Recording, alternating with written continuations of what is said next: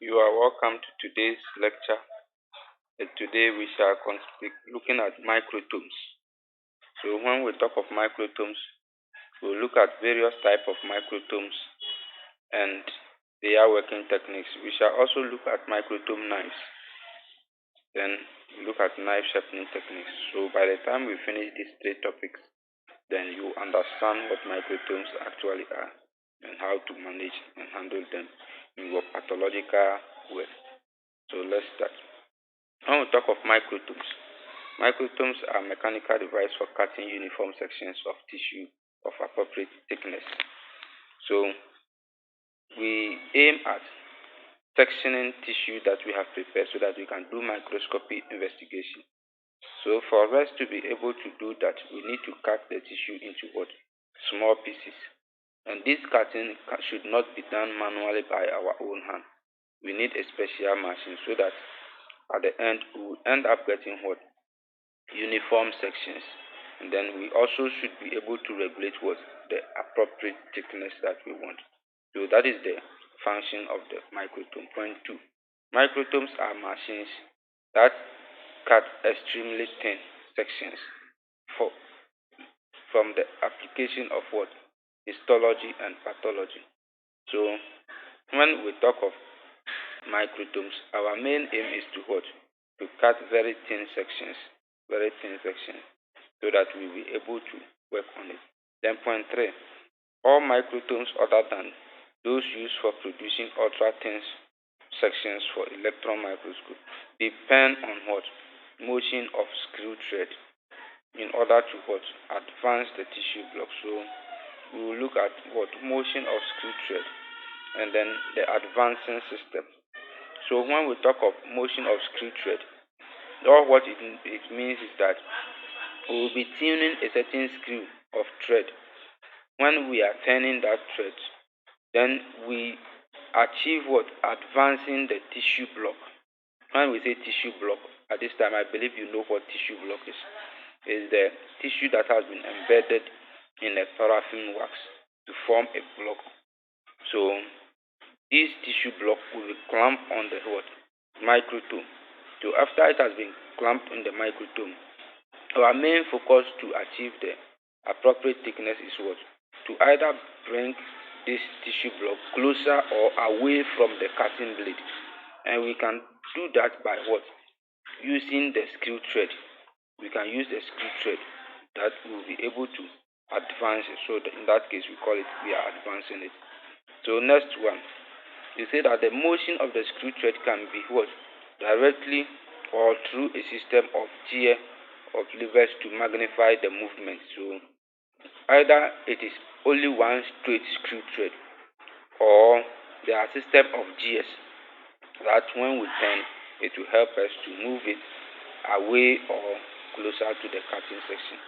Then we say the sample to be analyzed, the sample that we cut with the microtome can either be used by the electron microscope or the light microscope. Then the next point, which is very important point, is that the type of sorry. So the next thing which is very important is that the knife, the cutting knife of the microtome is normally made of what? Metal. It is also made of what?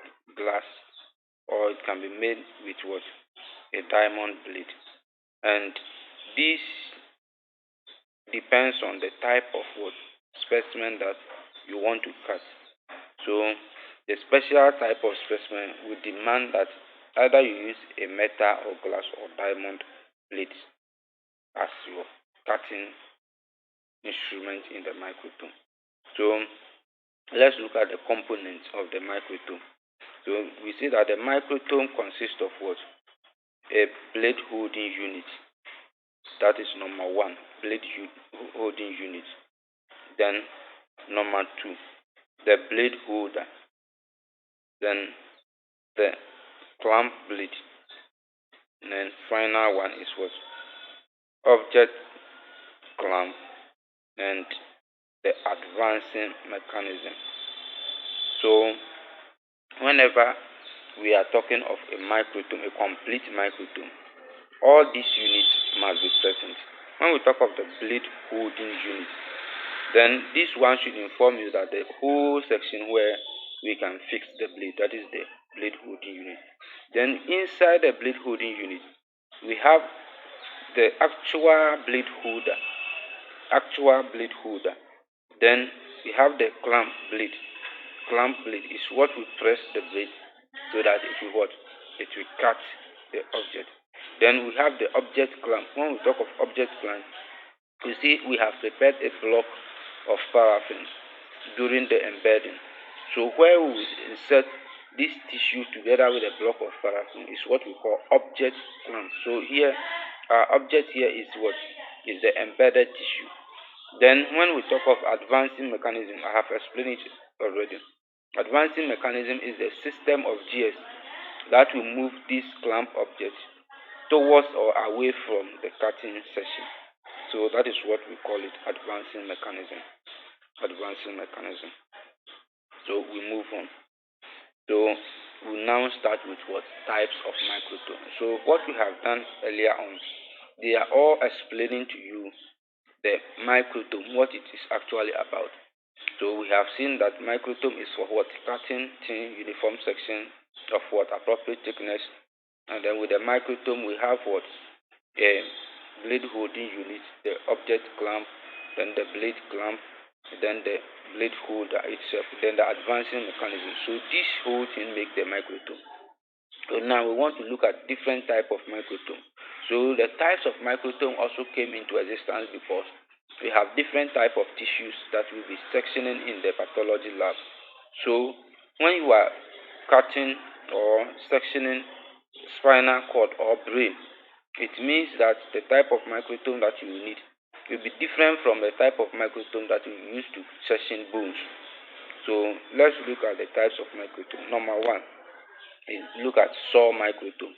So when you look at this image on my extreme right, you will see that this image is an example of saw microtome. So let's look at the design. The design are what? Microtomes are designed for cutting hard and brittle material such as bone and teeth. When we say something is hard, that's why you understand. When we say something is brittle, it means that thing can break without bending.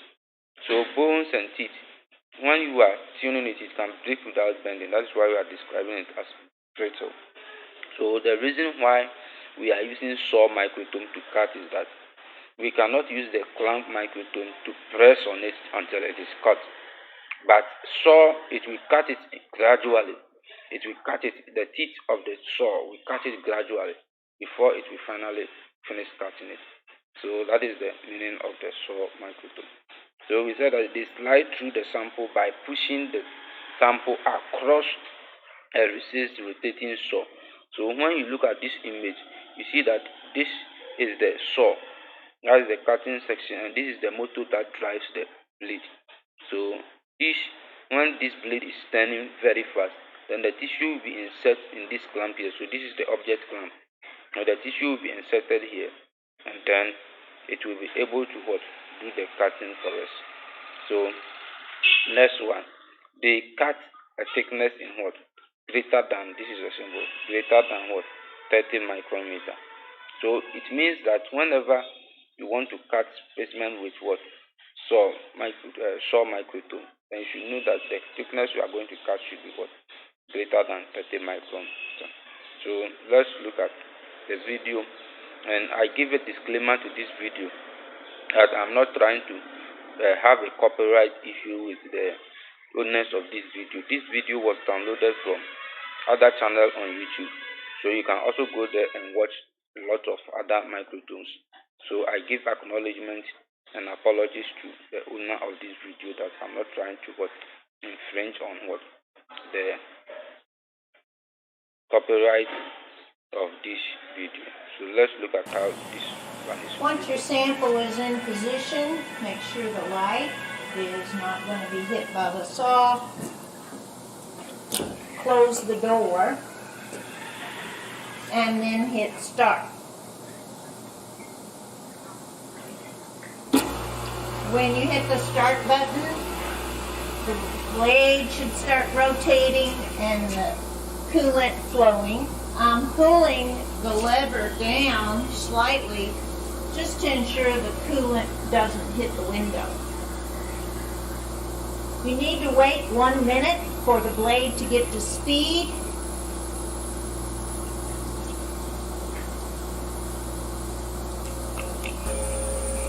Once the blade has got to speed, you pull the lever down, positioning the blade on your sample. When it hits the sample, you will feel resistance and hear a noise. Sparks are flying. You continue slowly moving down through your sample until the resistance or noise stops. Then you lift your lever back up, hit the stop button, and now you can enter the saw.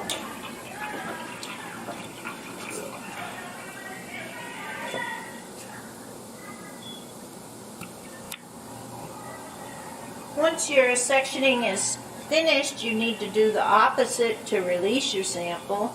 Move your quick release to the center. The levers now go to the right to loosen. And then the lever should pull back. Sometimes the lever is difficult, just force it. And the device will pull back. So at this case, you have seen that he has removed the embedded tissues. So these are the embedded tissues. Now sometimes the smaller pieces will fall down in here. There's a basket in the center to catch any piece that falls. Now you're ready to position a second sample for a second cut, or if you're finished for the day, just turn the power off and leave the door open to dry.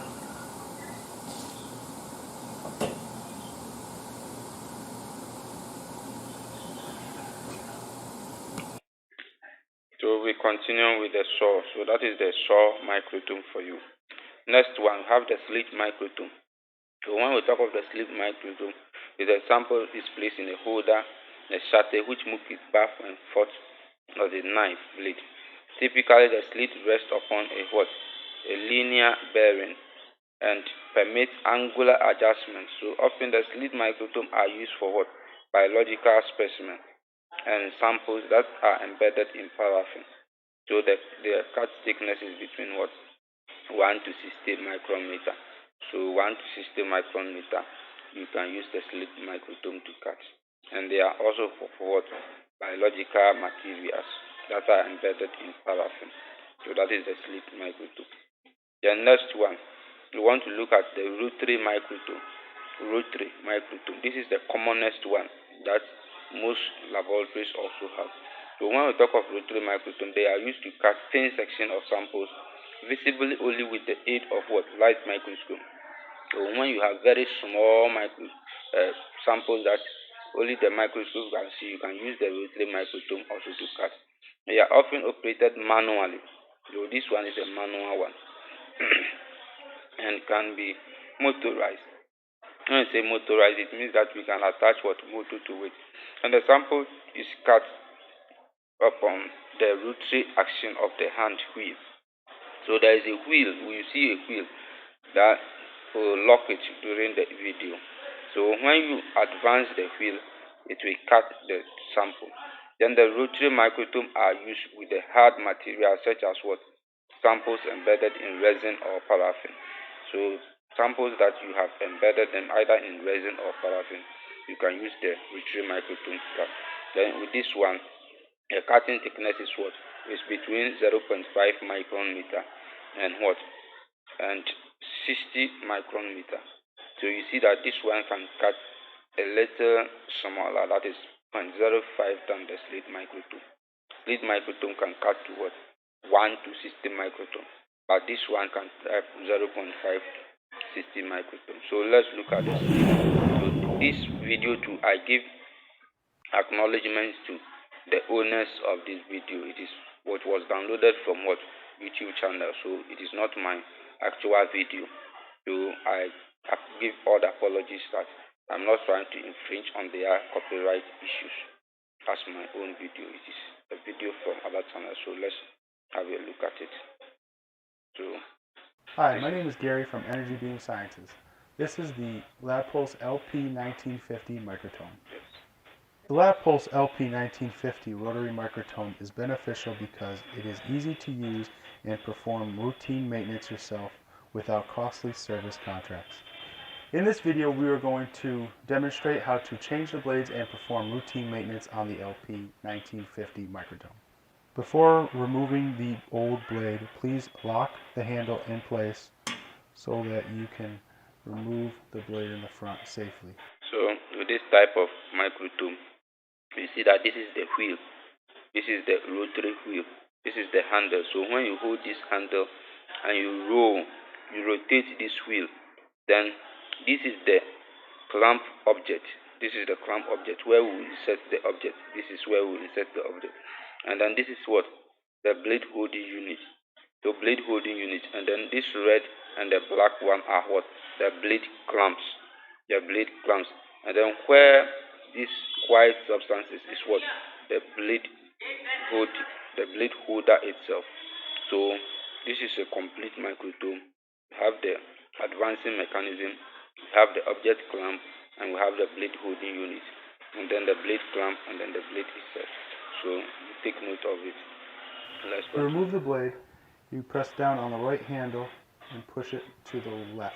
So that is the metal blade. Then you insert it back Then in he the has slot inserted another one. and lift the handle up. What separates the Energy Beam Sciences LP1950 microtome from the rest is it is easy to use and perform routine maintenance yourself without costly service contracts. Please follow all safety precautions listed in the manual. Please familiarize yourself with parts before setup and installation. Good maintenance practices are essential with all histology equipment. The LP1950 microtome just makes performing routine maintenance a lot easier. Thank you for watching this instructional video. So I give acknowledgement again to Energy Beam Science. They provided this video. So next one. So we want to look at what? Vibrating microtomes. Vibrating microtome use a vibrating blade which facilitates the sample cutting. So this microtome uses less pressure than would be required with a stationary blade, and it's often used for difficult biological samples such as nervous tissues, brain and spinal cord. So these three types of tissues that we are talking about, they are very difficult, or they are very delicate, very soft. So when you use what we clamp it, then it means that it is going to crush it. So this nervous tissue, the brain and spinal cord, they are very soft tissues. So when you want to use pressure to press on it before you do the cutting, it will not be possible. They will end up crashing.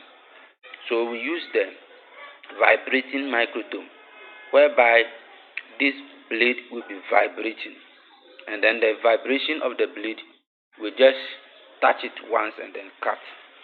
So that is the work of the vibrating microtome.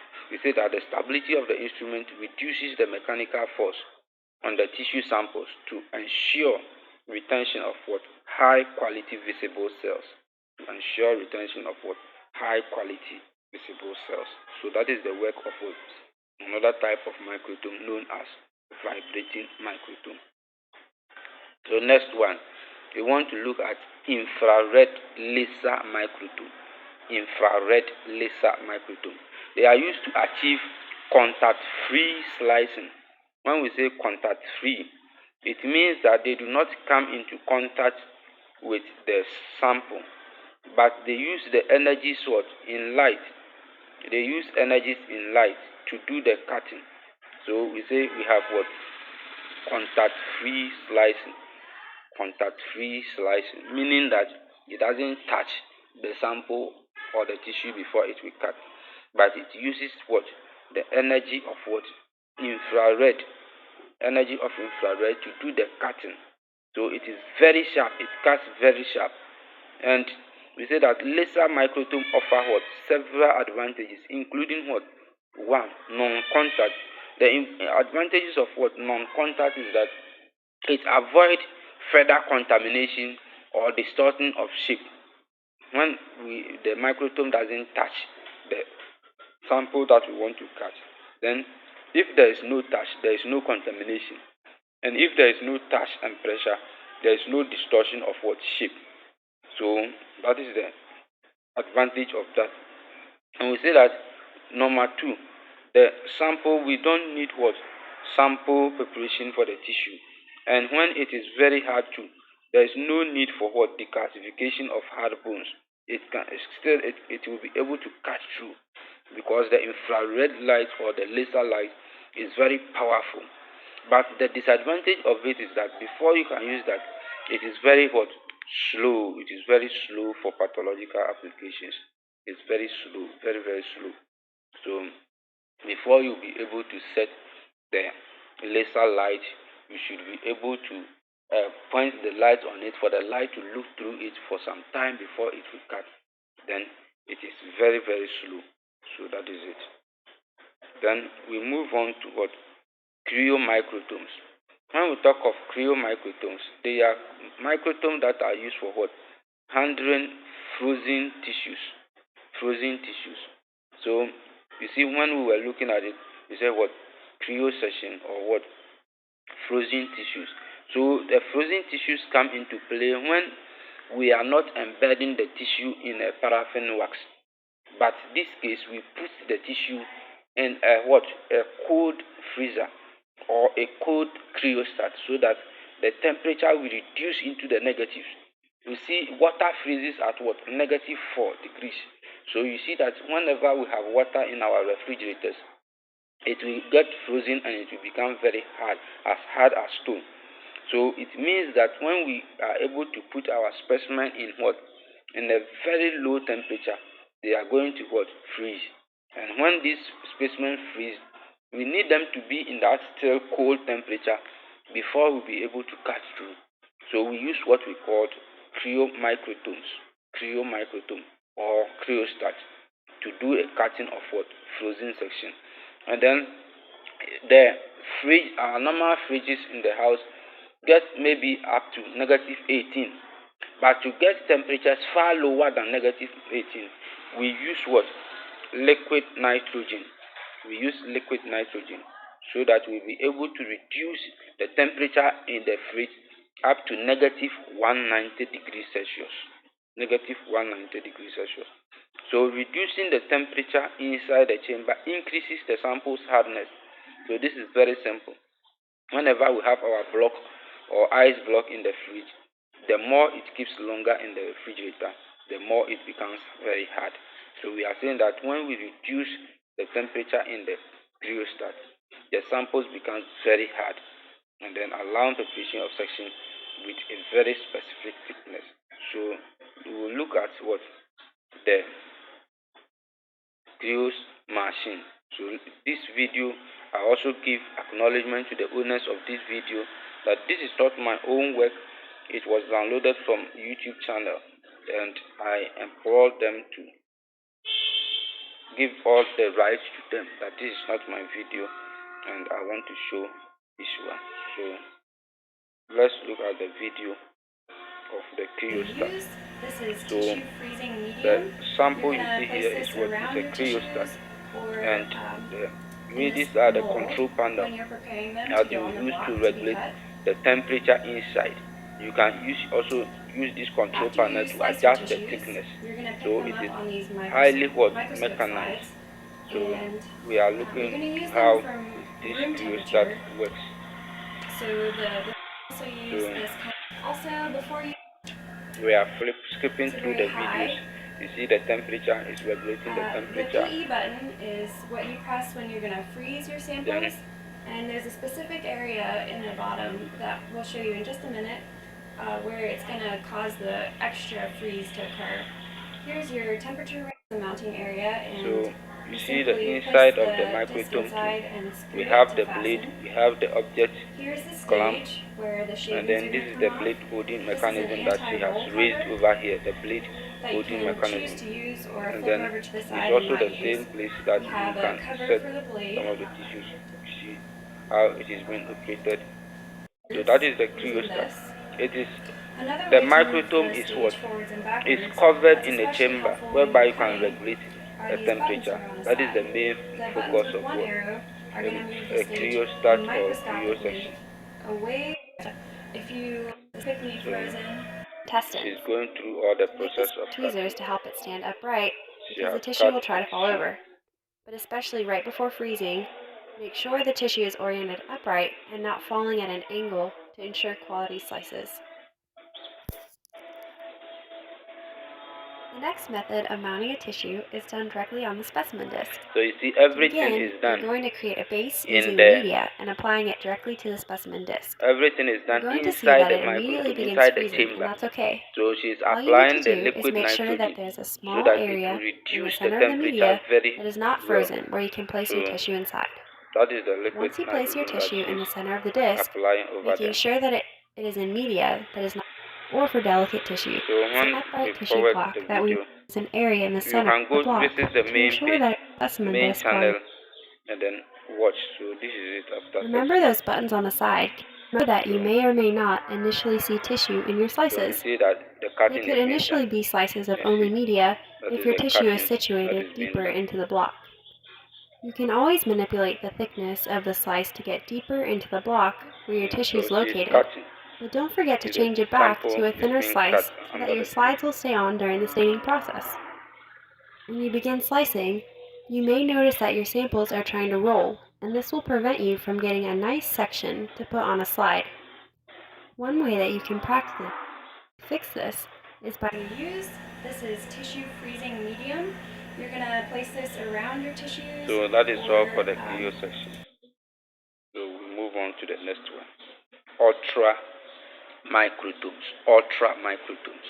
So when we talk of ultra microtome, we want what? Special thin section, very thin, very flat section. So that is what we call ultra microtome. So typically these are very with the what for the use of what transmitting electron microtome or serial block phase scanning electron microtome. So that is the main aim of what ultra microtomy. We want especially very thin, very light, so that we can use the. So this is a video of what ultra microtomy. This video, I give acknowledgement to the owner of this video. It is not my own work, and therefore I do not intend to what infringe on the copyright of this owner. So let's watch the video of what. So this video was produced by what Leica Microsystem. Leica Microsystem. So the whole microtome is like a microscope. The reason is that you are going to cut very thin section and you need microscope to guide you. So it is the microscope that is attached to the microtome that will help you to be able to cut those thin sections. So you look at it very well. Stay tuned and look at it till the end.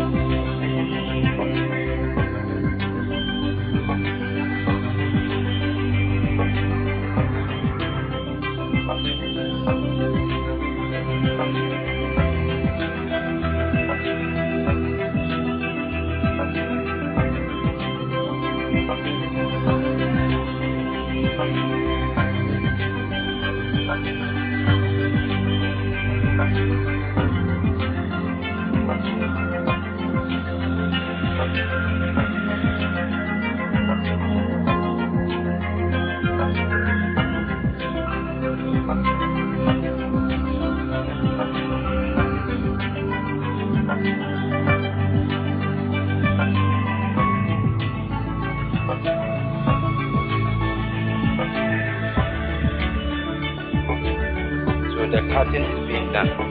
So you can see a very thin ribbon, very thin ribbon.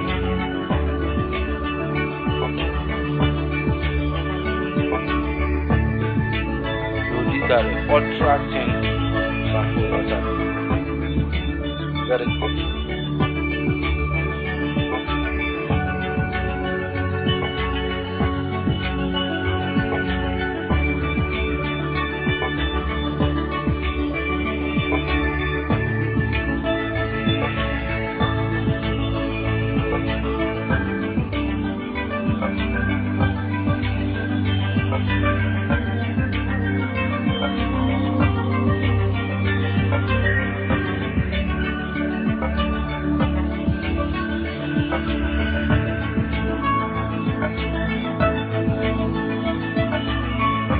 The microscope is reading all the information that has been detected on that, and then it will transfer it into what? Your data form.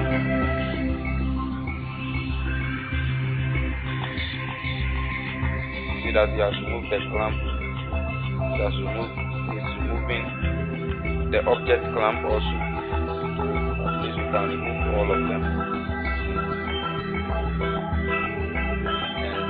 She is bringing in another thing for what? Analysis.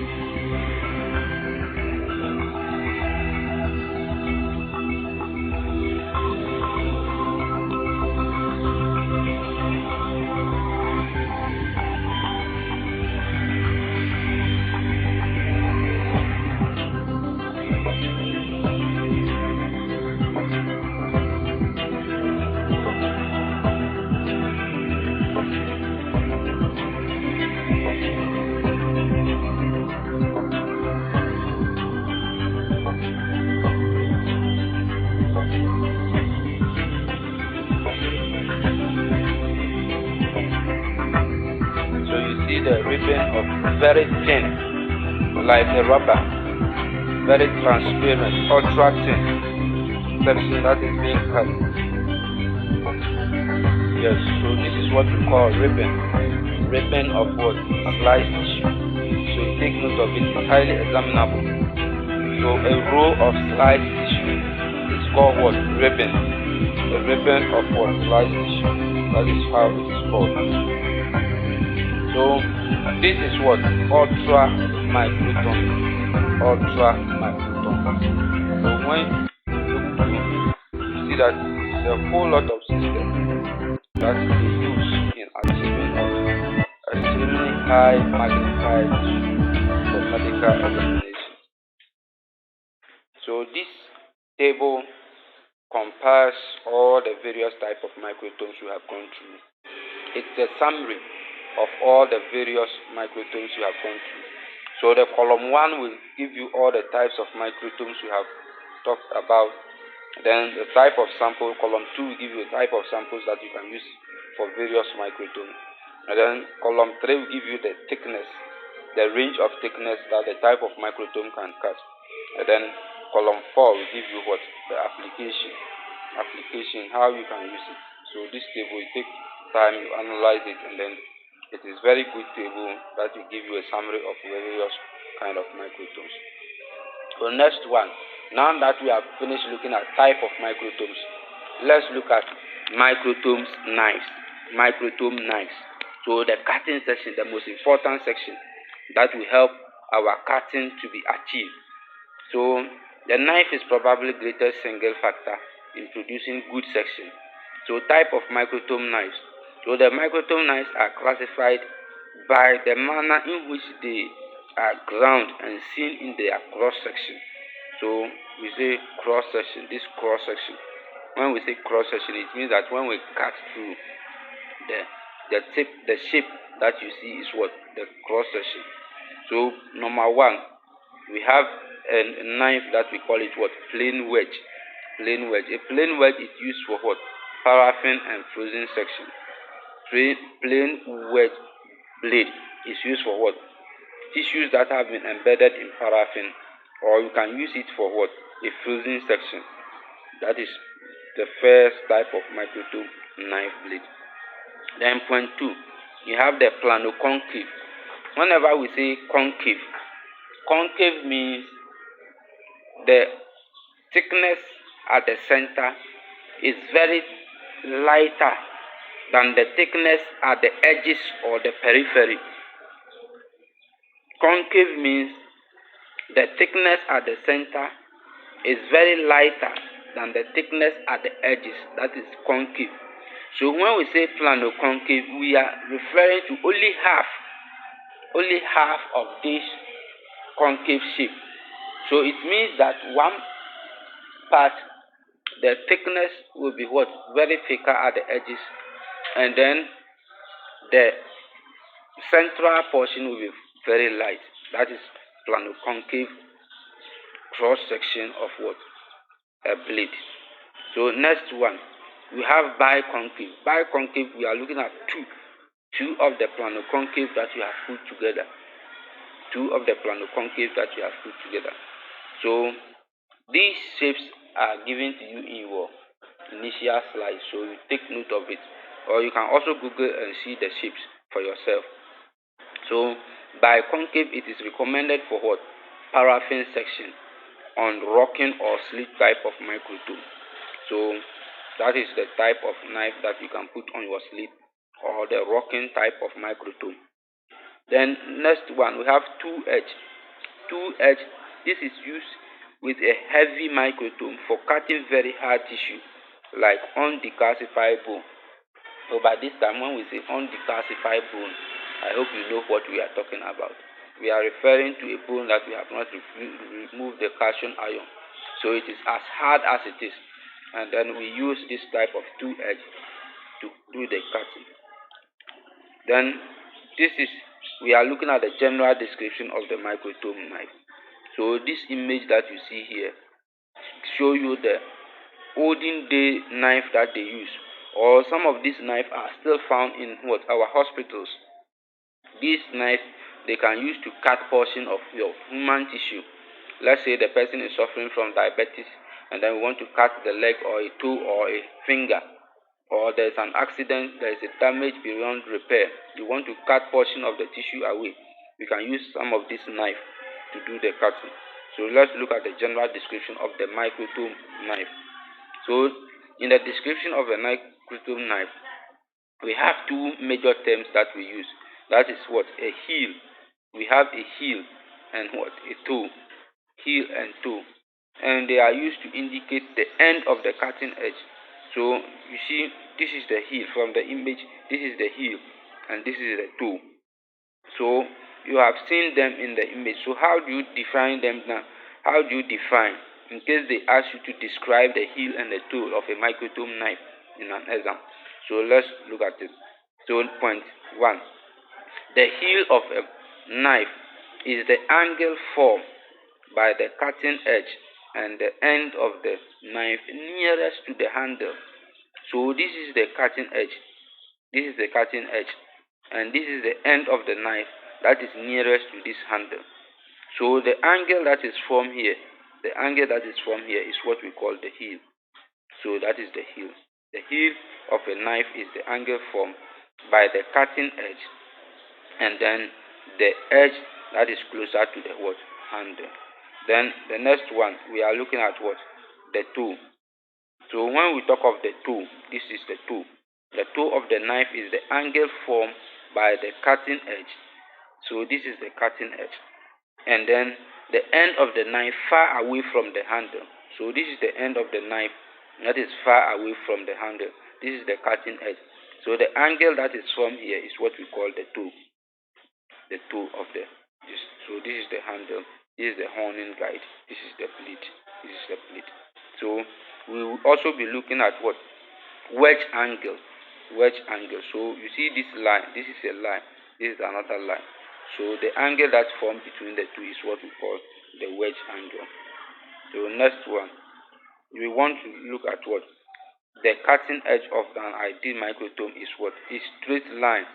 It's very straight line. So when we watch here, you see that this cutting edge is what? Is a straight line. This cutting edge is a straight line. So it's a straight line, and then it's formed by what? Intersection of two planes. That is the casting facet. So we have the angle between the plane is called what? The bevel angle. Bevel angle. Bevel angle. So you take note. And it's greater than the wedge angle. So we have what? Bevel angle and what? Wedge angle. So these are two angles that we are talking about. Bevel angle and what? The wedge angle. So you should know the difference between these two. Bevel angle and wedge angle. So when we talk of bevel angle and wedge angle, what is the difference between the two? So you see, this is the knife. This is one line. This is one facet. This is also another facet. So the angle that is formed between these two is what?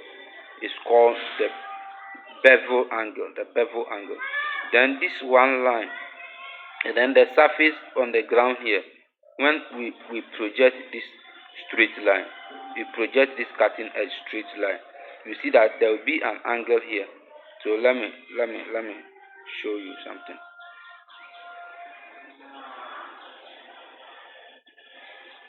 So let's look at this. So assuming we extend this line, when we extend it straight, you see that there will be an angle here in between this red line and then this side, this facet. This is called what we call the wedge angle.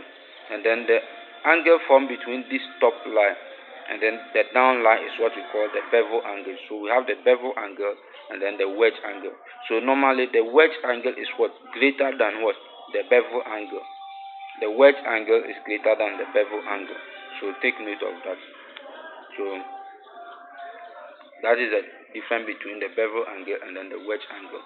So we are saying that the standard microtome knife has a wedge angle of what? Approximately what? 15 degrees, and the bevel angle is what? Between 27 and what? 32 degrees Celsius. The degrees. Then we are looking at the next term. A term that is associated with what? Microtome knife. Microtome knife. We have it what? Honing. When we say honing, what is the meaning of it? Honing. So honing, it simply means what? Grinding of the knife on the horn to restore the straight cutting edge and correct bevel. To restore the straight cutting edge and correct bevel. So when we say honing, honing simply means in the normal sense, in the natural way, out of lab term that we use is what? Sharpening. So like we have our cutlass, our knives in the house, when they are blunt and we want to scrape them on metal surface or any stone surface to make them sharp, that is what we call honing at the lab, at the pathology lab. We call it honing. So when we are sharpening our knife, that is what we call honing. So the next one, we want to look at type of honing. So one, there are various type of horns. So one, we have the Belgian black vein or Belgian yellow. So it is a yellow stone, half inches thick, and a backed with what? A black stone of what? Same thickness. Black stone of same thickness. So this type of stone is what? It has two colors, yellow side and then the black side, and they are all made up of what? Half inches in thickness. So next one, only the yellow side should be used for honing. So the black side just serve as what? Support, so that it will raise the yellow side up. So we say that only the yellow side of the stone is used for what? Honing. And it is the best one, it is the best option because it is quite fast. It makes your knife very fast early, and then it is used for what? Coarse grinding. Coarse grinding means that after you have cut and your knife becomes blunt, that is the one that you use to what? Restore the edges very fast. Then the second type of horn is called what? The Arkansas. Arkansas. It is not very fast, so that is the disadvantage of the Arkansas. It is not very fast. And then the third type of horn is Allozide. Allozide. It is very fast but coarse and not good for finishing. It is very fast. Allozide will help you to sharpen it very fast, but it is what? Rough or coarse. So when you are doing the finishing, it is not good to use that one. because when you use that one, you don't finish it well. You cut, and then the rough edge of the knife will what? It will show some artifacts, some lines in the tissue that you have cut. So these are the first three type of horns: the Belgian black vein or Belgian yellow, and then we have the Arkansas, then the Alozide. Then the next one we have the Carborundum horn. This horn can be obtained in what? A variety of grades, only the finest of which should be used. That's due for coarse work. So this one we say we can find it in what? Various grades. Then the fifth one is what? Plate glass. Plate glass. So when we talk of plate glass can be a normal glass plate that we have in our various homes. Plate glass, normal flat glasses that we use for what? Mirrors and other things. That glass. So this flat plate glass may be used to hone by applying what? Abrasive. When we say abrasive, there are some things that they use for what? Smoothing. So when we go to the carpentry shop, you see that they have the sandpaper for smoothing their furniture that they have produced. So that is what we call abrasive. So we have abrasive, then aluminium oxide to the surface, and then use it in the same way. So when we have this aluminium oxide, we just put it on what? Flat glass, and then we can use to sharpen our knife. So we call it plate glass as honing material. Then we say that the advantages of this horn is that it can be used for all type of what? Honing by changing the abrasive. So when you get your glass and you have different grades or different texture of the abrasive, you can change them just at the surface of the flat glass. Then you can use it to hone your knife. So if you are just sharpening, you don't just sharpen the metal like that, but we apply what? Lubricants that will make it very slippery on the surface of the horn. So the type of lubricants that we can use for making it very slippery is what? Number one, we have soapy water or soap water. Then number two, we have what? Paraffin castor. We have paraffin castor. So these are the lubricants that they use to what? Enhance faster honing. So we have the soap water, liquid paraffin, castor oil, clove oil. They are all what? Used. You apply them on the knife, and then you hone the knife. So these are the lubricants. Note them for purpose of exam, and then purpose of yourself. So next step that we have after honing is what we call stropping. So stropping is also a technique that is used in what? Knife sharpening. So stropping is a process of what? Polishing an already fairly sharp edge. It removes burrs formed during honing. So after you have honed, you have to do stropping so that it will remove every finest particles from it. So fine quality leather is used to strop and may be either flexible or hanging rigid. In stropping, usually a firm surface is preferred. Action is a reverse of what? Honing. Toe and heel direction of the stropping is opposite. So in honing, we move from what? Toe and heel direction. But in stropping, we move from heel to toe direction. So that is the opposite. So after you have done your honing and your stropping, you need to go through what we call assessment of the edge. You need to put the edge of the knife under a microscope so that you see that there are no finer particles, or the edges, the blunt edges or the curvy edges are what? All removed. So we say that examining or assessment of the sharp edge. So we examine the edge of the knife by what? Reflected light under the what? Microscope to assess the honing stropping. So that is it. So next one, we have, upon looking at all what we have done at the microtomes, they are all what? Manual microtomes. So next, or in this current world, we have automatic microtome knife sharpeners. Automatic. So we can put the blade inside a machine, and then automatically it will sharpen it for us. So we say there are many automatic knife sharpeners available. Saddon type is the most common use which consists of a glass plate on which fairly coarse abrasive powder or alumina powder is applied. First marking is done followed by what? Lapping to remove all finer scratches. So we say first marking is done and then followed by lapping. So look at this one too. So we have what we call marking and then followed by what? Lapping to remove finer scratches. So in the manual way, we have honing. So after honing, we do strooping. With this automatic sharpeners, first of all, they will start by what? Marting. And then after marting, they will do what? Lapping. So you take note of the differences between the two. So in all stages, the use of abrasive powder, care must be taken to remove what? Thoroughly washing away any traces of abrasive powder from both the knife and the plate. So that is it. So we continue. So care for the knife. After sharpening your knife, you must take good care of it so that it doesn't damage you or the knife itself doesn't get damaged. So we say that you keep the knife covered in a box when not in use. When you are not using the knife, put it in a box and cover it. So that is how we can care for it. So that one, the knife will not go and cut another thing to become blunt, or the knife will not end up cutting yourself. So that is how we care for the knife. Then we say that oil the knife to prevent what?